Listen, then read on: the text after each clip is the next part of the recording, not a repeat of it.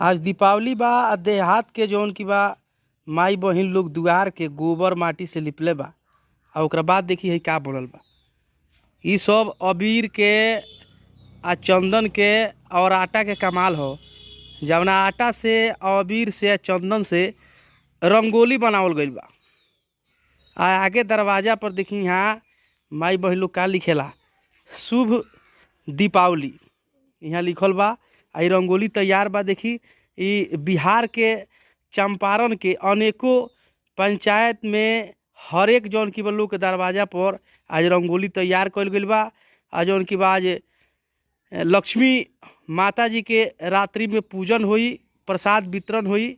आई रंगोली बनावल जाला, लक्ष्मी माता जी आए आई फूल के कमल के जौन फूल होला ओकरा आकार में एकरा के तैयार कइल जाला ताकि माता जी के जौन बा पैर बा वहाँ के पैर एक कमल के फूल पर पड़ी तो जौन की बा चंपारण के धरती पवित्र हो जाई और घर घर में जौन बा लक्ष्मी के बढ़ोतरी हुई। ई अभी पहिलका दरवाजा पर पहुँचल बानी जहाँ महिला लोग के द्वारा माता बहन लोग के द्वारा ई रंगोली बनावल जाता। अब अनेकों जौन की बा रंगोली अपने लोग के देखावल जाई और रंगोली देखी आ कमेंट में जरूर बताई कि रंगोली कैसन लागता। ई बिहार के ई चंपारण के दिवाली कैसन लागता।